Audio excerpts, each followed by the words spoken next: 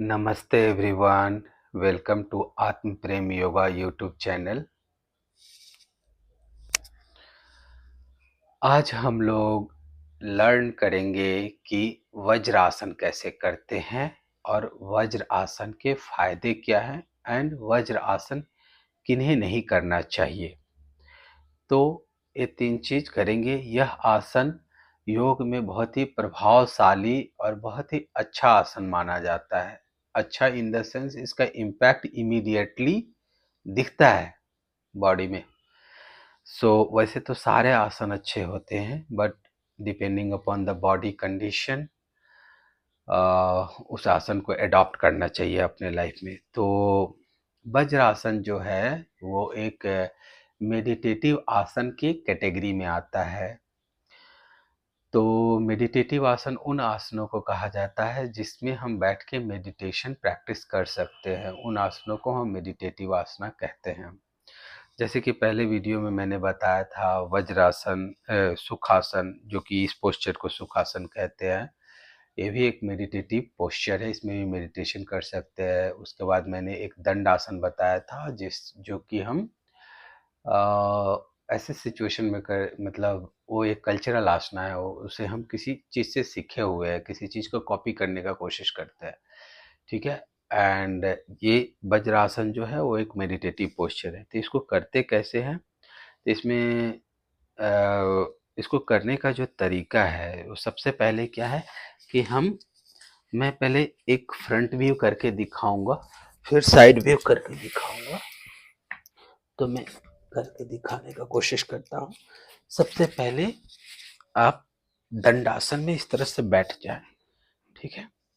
दंडासन में बैठने के बाद इसको हम अपने दाहिने पैर को पीछे की तरफ लेके आ जाएंगे, फिर धीरे से बाएं पैर को पीछे की तरफ लेके आ जाएंगे। ठीक है। उसके बाद इसमें बैठने के बाद स्पाइन को स्ट्रेट कर देंगे, हल्का सा शोल्डर को पीछे की तरफ कर देंगे, चिन को पैरेलल टू द ग्राउंड कर देंगे। ठीक है। एंड हाथों को जब उस पोजीशन में आप पहुंच जाए तो हाथों को थाई के ऊपर रख के आप आंखों को बंद कर सकते हैं। ठीक है। इस तरह से हम वज्रासन में बैठ सकते हैं। और बैठने के बाद जब आंखों को गेज सामने की तरफ होगा और फिर आंखों को धीरे से बंद कर ले, और अगर आप चश्मा पहनते हैं तो चश्मे को नीचे उतार के रख दें। और फिर आंखों को बंद करने के बाद आते जाते सांस के ऊपर सजग हो जाए।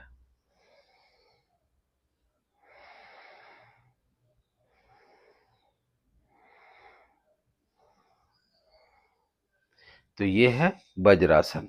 अब इसको रिलीज कैसे करेंगे?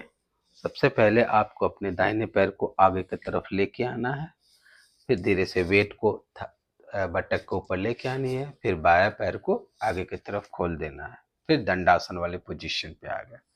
फिर आप नॉर्मल जिस भी सिटिंग पोजीशन में बैठना चाहते हैं बैठ सकते हैं। अब मैं साइड व्यू से दिखाऊंगा और उसमें एक क्रिटिकल बात करेंगे कि पैरों का जो पीछे का पोजीशन है वो किस तरह से होना चाहिए।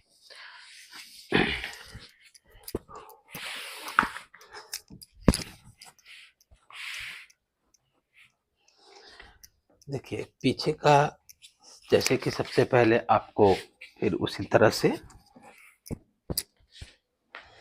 दंडासन में आ गए।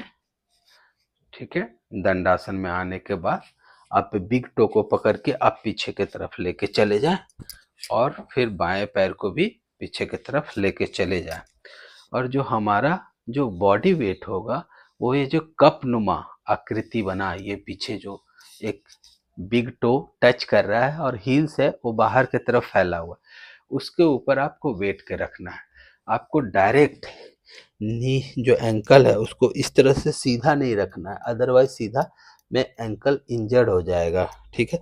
हल्का सा बिग टो को ऐसे सटा के और हील्स को फैला देना है बाहर के तरफ, फिर जाके उसी गैप पे बटक को फिट करके बैठना है ये वाली पोजीशन में।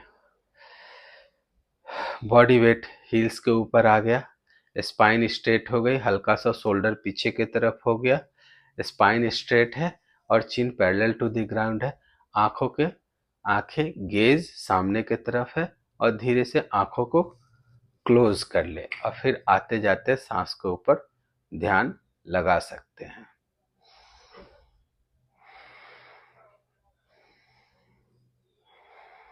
और पेट को हल्का सा पीछे की तरफ भी रख सकते हैं, नहीं भी रखेंगे तो कोई बात नहीं है।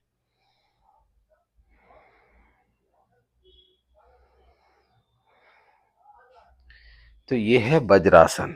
नाउ कई सारे लोगों का क्या होता है कि ये थाई का एरिया काफी मोटा होता है और या फिर काफी जैम टाइप का होता है, तो वज्रासन नहीं कर पाते हैं, बैठ ही नहीं पाते हैं इस पे।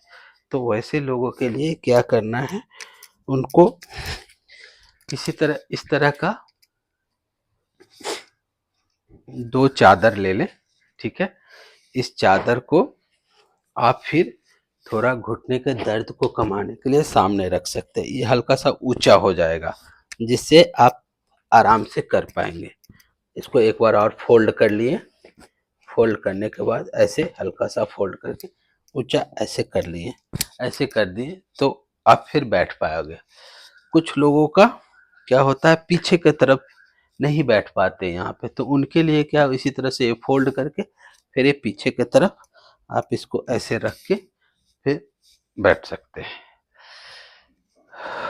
तो आप इस तरह का 2 तरह का चादर लेके एडजस्ट करके या पतली सी पिलो लेके, 2 पतली पतली पिलो लेके आप इस तरह से फिर अरेंजमेंट बना के फिर बैठ सकते हैं। बट याद रखें कि आपका ये घुटना बाहर की तरफ फैला रहे, सॉरी हील्स जो है बाहर की तरफ फैला रहे और बिग टो टच करता रहे और आपका बॉडी वेट आपके उन दोनों गैप के बीच में होना चाहिए। उसी तरह फिर स्पाइन को स्ट्रेट कर लेंगे, चिन पैरेलल टू द ग्राउंड, हल्का सा शोल्डर पीछे की तरफ और आंखें सामने की तरफ और धीरे से आंखों को क्लोज करके आप सांसों के ऊपर ध्यान लगाएं। तो ये हुआ आपका वज्रासन, ठीक है। अब डिस्कस करते हैं इस आसन का करने का तरीका। मैंने आपको समझा दिया। अब हम देखते हैं कि इस आसन को करने से हमें होता क्या है, हमें फायदा क्या होता है। तो देखिए, यही एकमात्र आसन है योगा में जो खाना खाने के तुरंत बाद किया जा सकता है। उसका रीजन क्या है कि इस आसन को करने से हमारा खाना पचने का जो गति होती है वो बहुत ज़्यादा तेज हो जाता है, खाना अच्छे से पचता है। तो उसका वैज्ञानिक कारण क्या है कि खाना अच्छे से पचता है। तो देखिए क्या होता है, हमारे शरीर में पूरी तरह ब्लड सर्कुलेशन होते रहता है। द मोमेंट हम इस तरह से बैठते हैं, हमारा जो निचला पोर्शन ऑफ द बॉडी है उसके नीचे ब्लड सर्कुलेशन का गति स्लो हो जाता है, जिसका वजह से ब्लड सर्कुलेशन का गति नीचे स्लो हो जाने से ब्लड सर्कुलेशन का बाकी प्रेशर डाइजेशन के ऊपर आने लगता है। जब डाइजेशन के ऊपर आने लगता है तो हमारा क्या होता है, ब्लड फ्लो यहाँ पे ज़्यादा हो जाता है। तो जो जठ तंत्र है उसमें तीव्रता बढ़ जाता है। जब जठ तंत्र वहाँ जहाँ से एंजाइम सेक्रेशंस होती है, वहाँ से एंजाइम्स का सेक्रेशन बढ़ जाता है और एंजाइम सेक्रेशन बढ़ जाने से फूडों का जो खाना है उसका टूटने का गति तेज हो जाती है। जब खाना का टूटने का गति तेज हो जाता है तो खाना हमारा आराम से जल्दी जल्दी पचने लगता है। यही इसका वैज्ञानिक कारण है।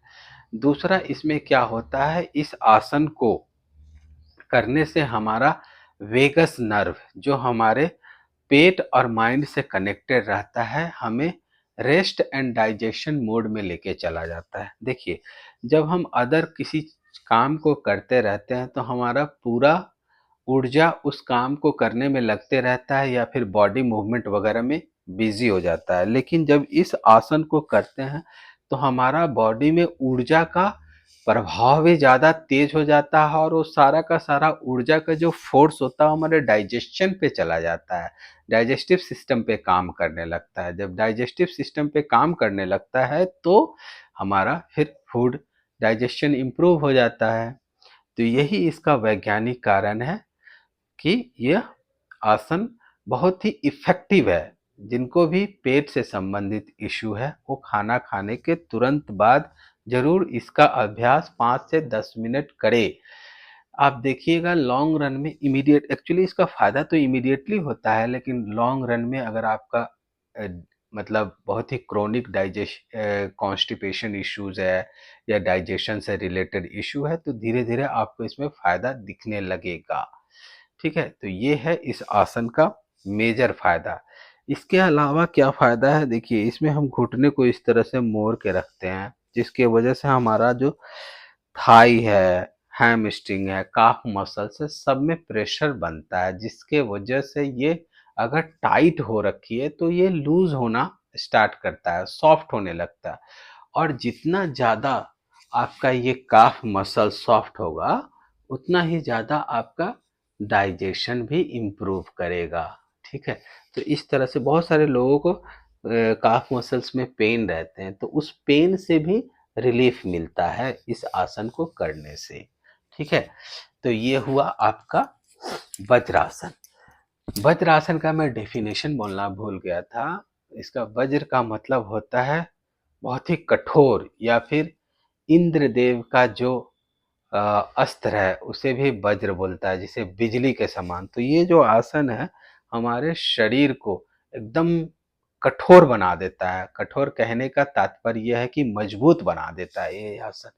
इसका मेन रीज़न वही है कि आपका खाना प्रॉपर ढंग से पच गया, और आपके जितने भी न्यूट्रिएंट्स हैं प्रॉपर ढंग से एक्सट्रैक्ट हो गए फूड में, और वो फिर से फूड से और फिर ब्लड में सर्कुलेशन हो गई, ब्लड में पोषण बढ़ गया, सब कुछ इम्प्रूव्ड करने लगता है। इसीलिए इस आसन का नाम वज्रासन रखा गया। मतलब ये शरीर को हमारा बहुत ही वज्र के समान बना देगा, इस आसन का ये कहने का तात्पर्य है। ठीक है? तो ये इसका मैंने आपको फ़ायदा सारा व्याख्या करा। अब इसको किसे नहीं, और एक बात और मैं बोलना भूल गया था। हाँ, ठीक है, इस आसन को किसे नहीं करना चाहिए, जिन्हें घुटने में दर्द है, बिकॉज़ इस आसन में घुटने का मेजर रोल प्ले करता है। तो जिनको घुटने में इंजरी हो रखी है या घुटने में दर्द है, उनको इस आसन को जनरली अवॉइड करना चाहिए, और जब वो ठीक हो जाए तब इस आसन को प्रैक्टिस करना चाहिए। फिर भी जो गर्भवती महिलाएं हैं उस इस आसन को करने वक्त इसके पैर को फैला के रखें, इस तरह से ज्वाइन ना करें, अदरवाइज इस पे प्रेशर ज़्यादा बनेगा। इस तरह से इसे थोड़ा फैला के रखें, वो इस आसन को ऐसे करके करें। ठीक है? और किसी किसी को जिनको बैक में, लोअर बैक के ऊपर प्रचंड दर्द रहता है, उनको भी ये आसन करने से थोड़ा बचना चाहिए। अदरवाइज बाकी सारे लोग इस आसन को प्रैक्टिस कर सकते हैं एंड इसका फ़ायदा उठा सकते हैं। तो ये रहा वज्रासन, जिसमें हमने डेमो करके देखा कि इस आसन को करते कैसे हैं, इस आसन के फ़ायदे क्या है, और इस आसन को किन्हें नहीं करना चाहिए। I hope I could add value with this video and you will adopt in your life, and you will improve your quality of life. उम्मीद है कि मैं इस वीडियो के द्वारा आपके कुछ वैल्यू एडिशन कर सका, और आप इसे प्रैक्टिस करेंगे और अपने जीवन को इम्प्रूव करेंगे। नमस्ते, thank you so much for watching the video. Have a nice day, good time, take care.